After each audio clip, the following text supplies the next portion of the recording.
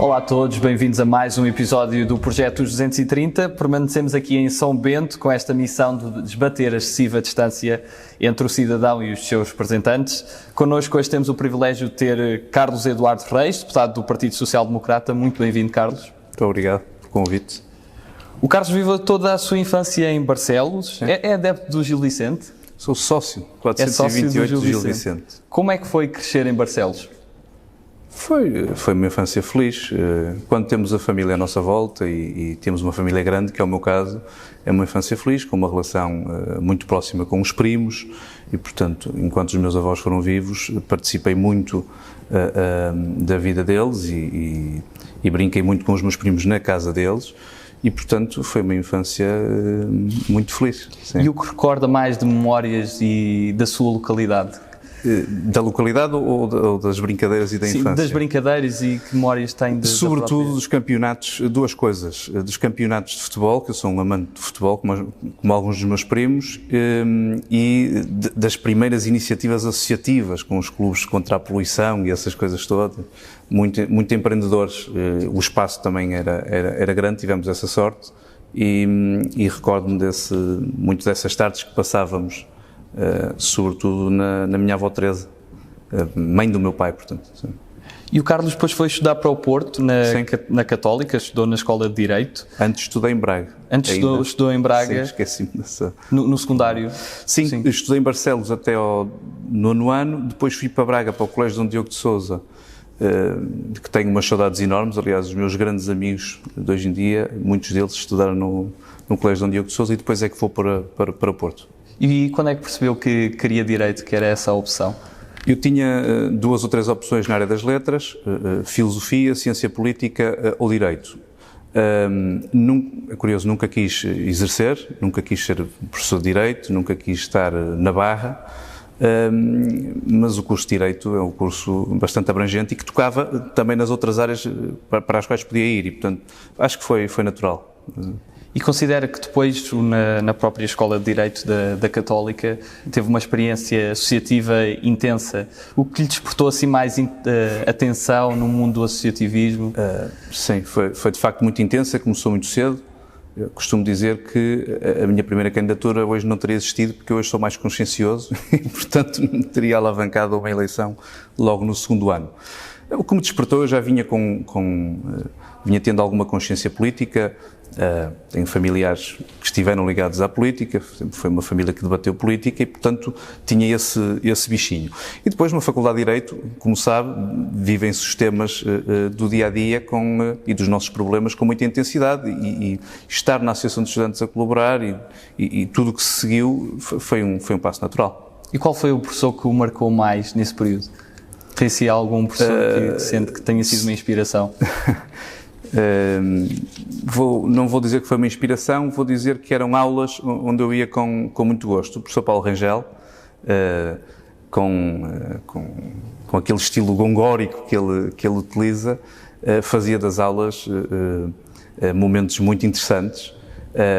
Lembro-me de 2 orais também com ele, em que ele era professor de Ciência Política e, portanto, debatemos alguns casos concretos. Lembro-me que tentei contornar algumas perguntas, dando casos concretos, recordo-me disso.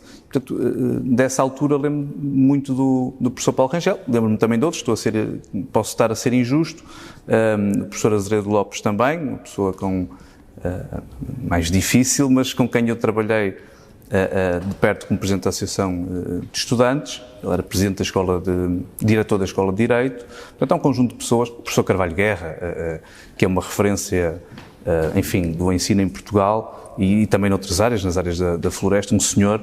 Aprendi muito na Católica. O professor Agostinho Guedes também, o professor Júlio Gomes. Tive o privilégio de aprender muito, só de ver e só de olhar.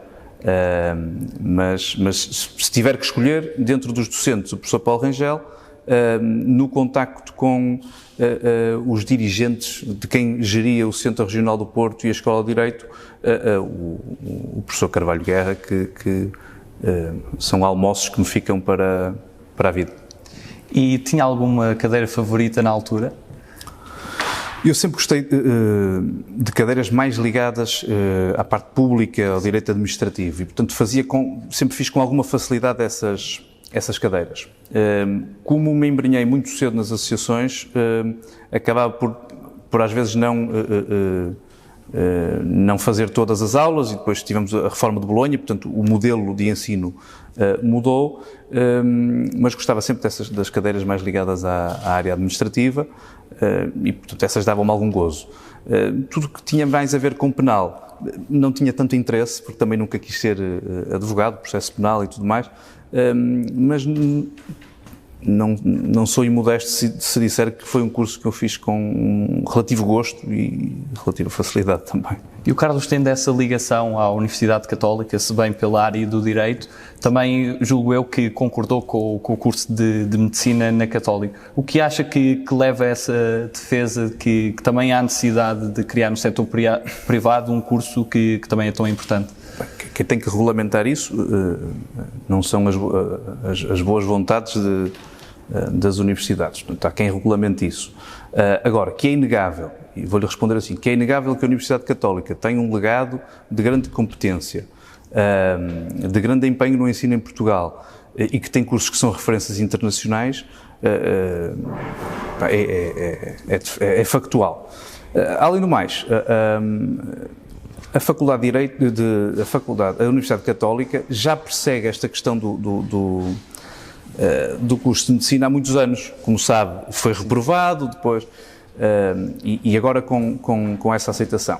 Enfim, eu acho que é um passo importante. Nós admitimos em Portugal que se pode ter o ensino público e optar também pelo ensino privado. E o Governo tem que, e o Ministério são eles que têm que regulamentar a forma como isso é feito. Eu não tenho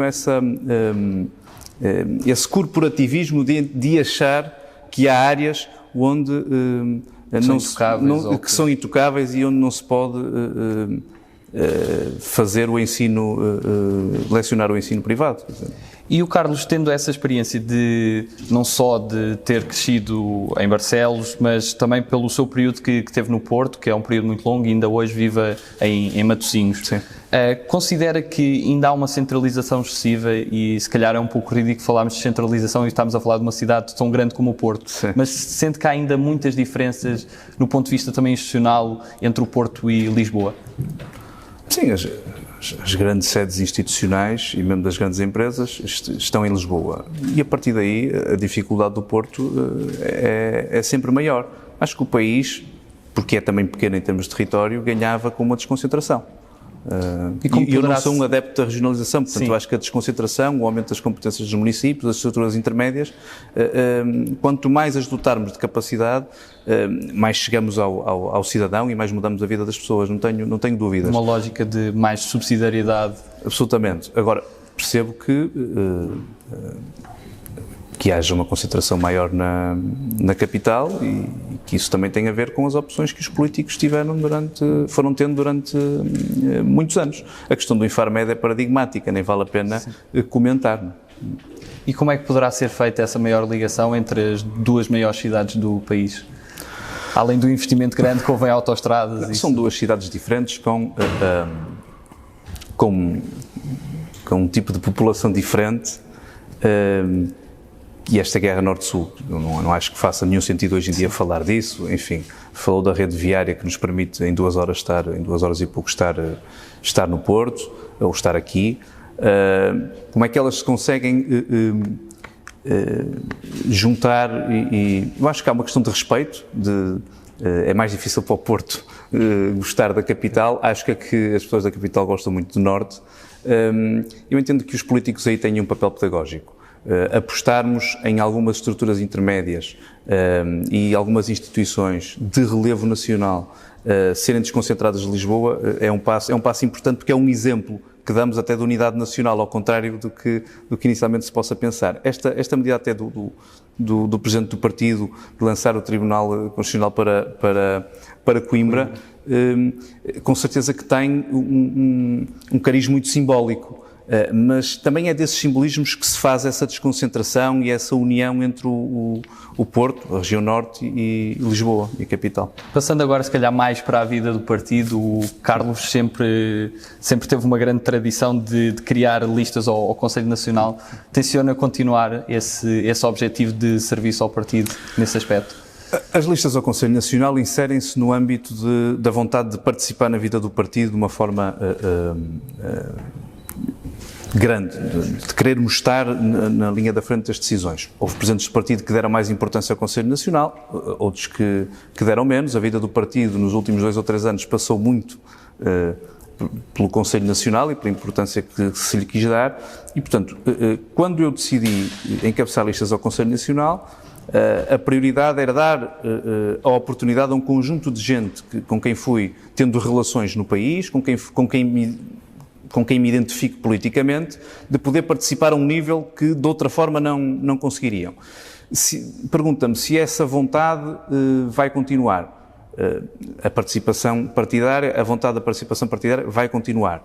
Se vai ser necessário continuar a fazer uma lista ao Conselho Nacional para nos sentirmos representados no órgão máximo de congressos, não sei, isso depende do futuro próximo, mas que tem valido a pena, tem. Recorda-se o papel que tivemos no Conselho Nacional do Porto, no chamado golpe de Estado, em que o nosso posicionamento teve, de facto, um papel fundamental para ajudar o Presidente do Partido a manter-se em funções. E esse é provavelmente o momento mais mediático, mas não propriamente o momento que me deu mais gozo. Os momentos que nos dão gozo na construção de uma identidade dentro do Conselho Nacional são momentos em que se fala do programa, e neste caso até porque se mudou muito dos regulamentos também, houve muitas mudanças internas dentro da forma como funciona o partido, que melhoraram o partido e que também foram feitas com os nossos votos e com a nossa ajuda. A questão da revisão estatutária que está adiada, mas onde eu me empenhei pessoalmente, e portanto essa vontade de participação vai continuar. Fazer lista ou não depende sempre do momento político. Eu ponderei até a última hora, neste último congresso, não fazer lista e portanto amanhã pode não acontecer. Não deixarei de continuar a querer ter uma voz dentro do partido. E também é membro do Conselho Estratégico Nacional do PSD. Sim, na área da defesa. Na área da defesa. Quais é que são os grandes problemas que vê na defesa nacional hoje em 2020? Olha, deixe-me dizer-lhe que eu tenho tido muito gosto em trabalhar na área da defesa nacional. Não era uma área à qual eu estivesse ligado, mas é uma área que me tem dado imenso gozo. É uma comissão que tem uma respeitabilidade grande, onde as ligações entre partidos se fazem de uma forma diferente e com menos combate em relação àquilo que se passa noutras comissões. É uma comissão também que aproxima os partidos, porque tenta sempre gerar mais consensos. Portanto, fazia este ponto prévio de grande contentamento por estar a trabalhar nessa área.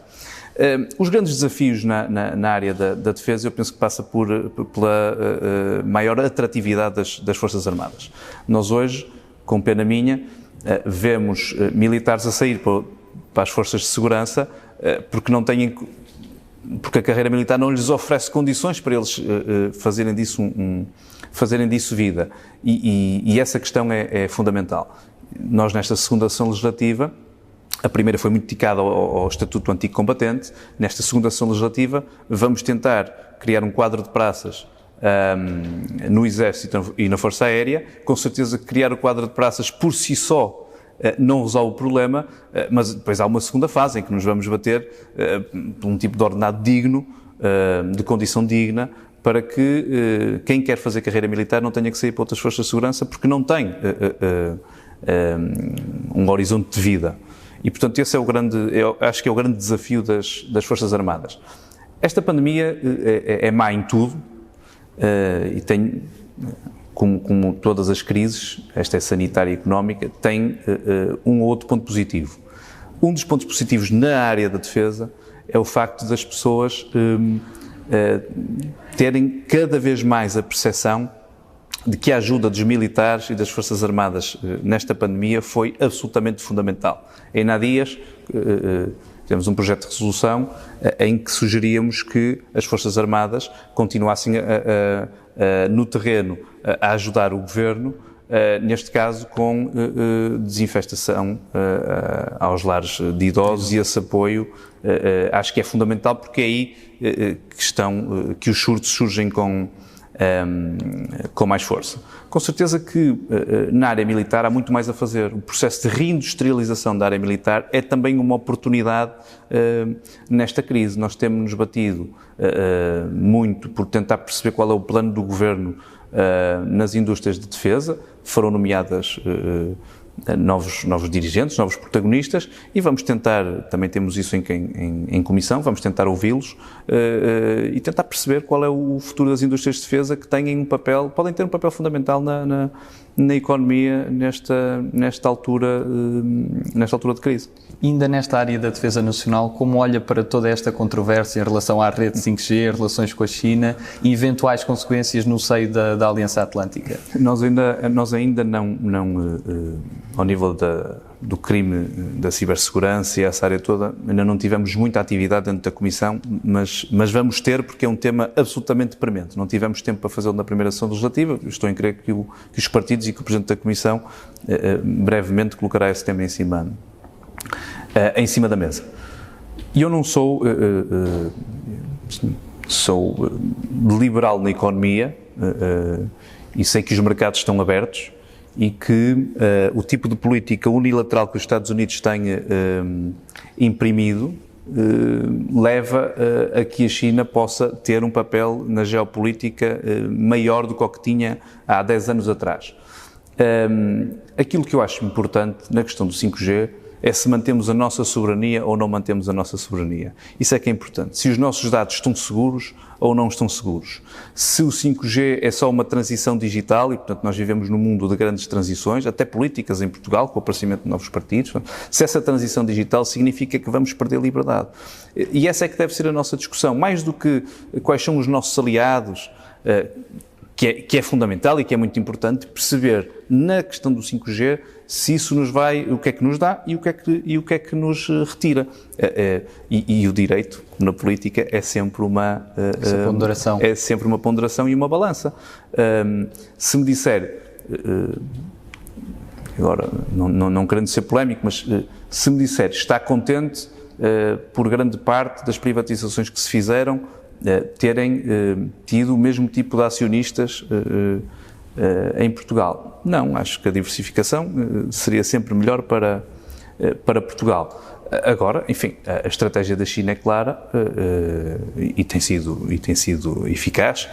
Nós não nos podemos esquecer é que há outras questões que têm a ver com os direitos humanos que nos devem fazer ponderar. Durante o confinamento e durante esta crise pandémica, a forma como os negros foram tratados na China e que não se falou muito aqui em Portugal, e até mostra, a população muçulmana. E a população muçulmana mostra que há valores que nós não partilhamos. E quando há valores que nós não partilhamos, é preciso que não seja o dinheiro a mandar.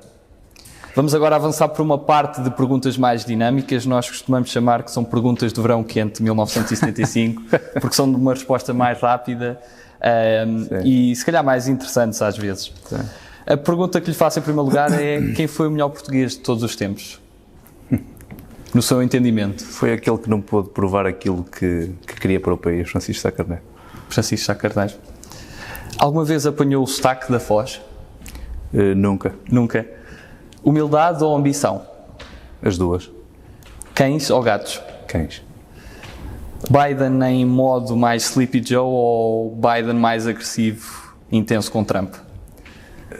Biden tem uma vantagem, é um senhor e, portanto, independentemente de ele estar diminuído, respeito mais Biden sempre do que Trump. Bolsonaro ou Maduro? Nenhum, de todo. Nixon ou Reagan? Kennedy. Gil Vicente ou Camões? Gil Vicente. Aulas teóricas ou sessão plenária? Sessão plenária. Netflix ou HBO? Netflix. Ramalhianos ou Cavaco Silva? Gosto dos dois, mas Cavaco Silva. Manuel Ferreira Leite ou Pedro Passos Coelho? Pedro Passos Coelho. Éder ou Salvador Sobral? Éder. Biden ou Hillary Clinton? Hillary Clinton. Trump ou Putin? Trump. Nelson Mandela ou Gandhi? Nelson Mandela. Campo ou cidade? Gosto imenso das duas, mas diria campo. O que é o orgulho? É gostar de Portugal. Costa Cabral ou Costa Silva? Costa Cabral. Gal de Barcelos ou Vênus de Milo? Gal de Barcelos. Michael Jackson ou David Bowie? David Bowie. CP ou trotinetes da Lime? CP, sou o cliente. Confiança ou lealdade? Lealdade. Alcácer Quibir ou Alcácer do Sal? Alcácer Quibir. 230 ou 180?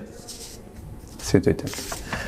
180 com mais condições para os deputados, é importante dizer isso. Qual é a figura histórica que o inspira mais? De que época? De sempre. É-me complicado escolher uma figura que me inspire. Século XX, então. Enfim, então vou fazer uma coisa que está contra um bocadinho o vosso modelo e vou dar três figuras. Duas da dinastia Afonsina, e, portanto, que tem um bocado a ver com aquilo que se está a passar no país.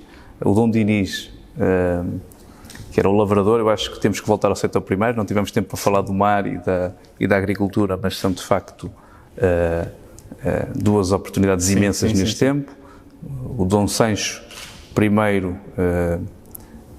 por causa da inversão da pirâmide etária, era o povoador e, portanto, eu acho que isso é interessante. Portanto, esses lá atrás, e vou repetir o nome Francisco Sá Carneiro, porque eu acho que na política temos que ter sempre um horizonte de sonho. O facto dele ter desaparecido em circunstâncias trágicas, de ser o fundador do nosso partido e ter sido o político, eu sei que é um clichê dizer isto, mas um político inspirador, é uma figura contemporânea que eu escolheria. Português? Seria melhor que o Kennedy, porque eu não acho que o Kennedy tenha sido um grande presidente dos Estados Unidos. E figura viva que o inspire? Olha, a figura viva que me inspire, que seja da política, que seja político. Pode não estar ligada à política. Sim. Que esteja nas artes. Enfim, olha, vou-lhe dar dois nomes completamente diferentes.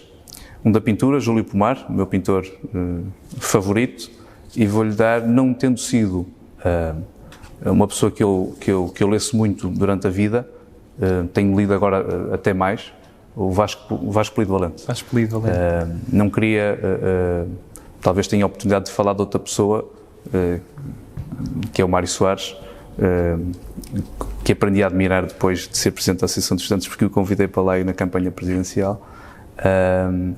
E que é também uma figura marcante, embora não seja do meu partido. Isso mostra às vezes as pessoas também são avaliadas não só pelas suas ideologias, e podem ser diferentes das nossas, mas também pelo caráter, a dedicação e o contributo à própria nação.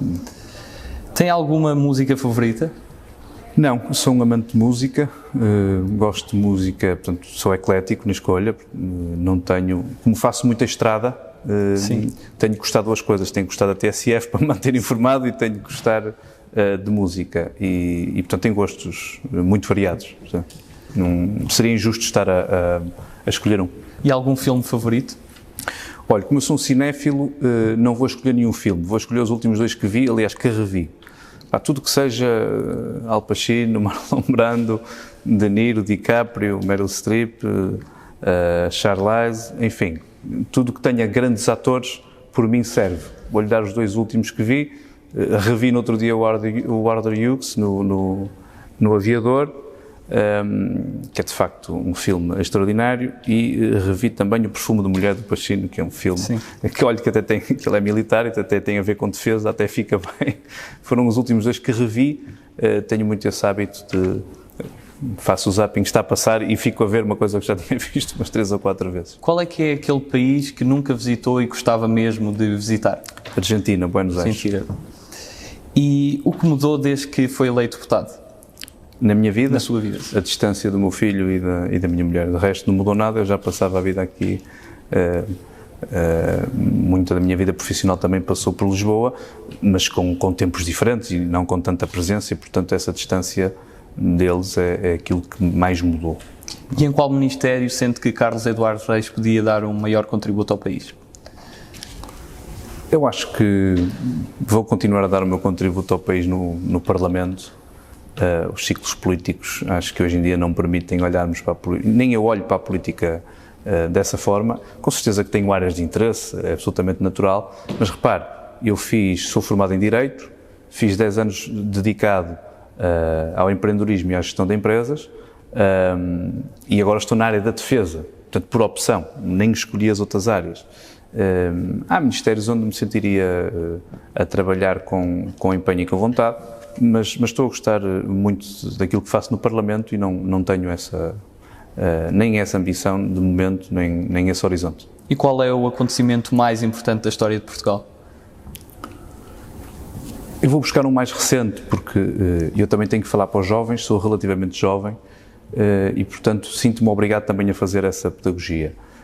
E com certeza que para trás os descobrimentos é aquilo que levou Portugal ao mundo, mas eu escolheria muito mais recente, o 25 de novembro, que impediu que fôssemos afilhados soviéticos e, portanto, acho que é muito mais importante para o país, de momento, algo desse género. Estaríamos com certeza em piores condições para enfrentar esta crise económica e sanitária.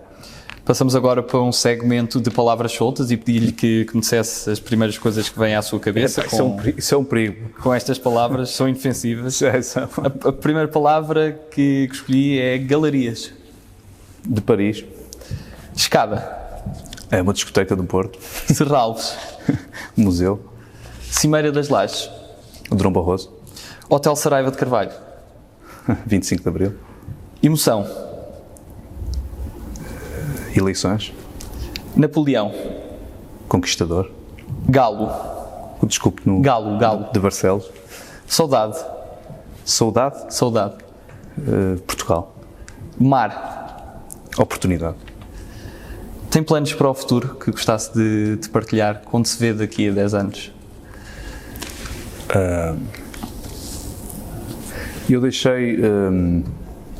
Eu gosto de tentar adivinhar o futuro. Acho que os políticos têm que o fazer na sua função.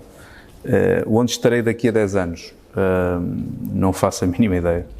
Espero que com saúde e com vontade de trabalhar. Enfim, a política hoje em dia deve ser feita a olhar para o futuro, mas sob o ponto de vista daquilo que gostávamos de fazer pelo nosso país. O mundo político está tão volátil que estar a projetar-me daqui a 10 anos até nas mesmas funções não é algo que eu consiga fazer de momento. Repare, eu saí da faculdade, fui fazer coisas que não tinha pensado fazer, entrei no Parlamento muito mais tarde do que julgava a entrar e, portanto, quer dizer que na vida temos que ter valores e princípios e um plano e um horizonte, mas que esse tipo de programação muitas vezes coloca uma pressão extra e dá-nos menos liberdade para sermos felizes e, portanto, a consciência de que há coisas boas e coisas más que vão sempre acontecer, acho que é o mais importante. E falando em felicidade, qual foi o período da sua vida em que se sentiu mais feliz? Eu sou um homem feliz, de momento. E, portanto, não vou dizer que é o período mais feliz. Eu tive, graças a Deus, sou uma pessoa feliz. Tive vários períodos de felicidade, como tive outros de piores, como toda a gente. Mas sinto-me bem, acho que nos sentirmos bem e em paz é muito importante. E considera que ainda há preconceitos na sociedade portuguesa em relação aos políticos? Eu acho que há cada vez mais.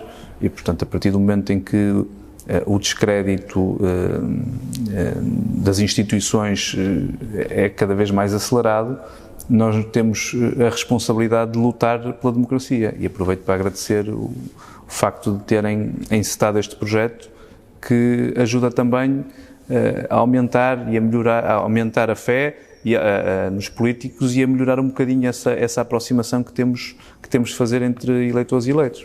Se o Carlos pudesse resumir Portugal numa palavra, que palavra escolhia? Grande. E que mensagem é que gostaria de deixar a todos os portugueses? Eu acho que é importante fazer política com verdade. estamos a viver um momento muito difícil.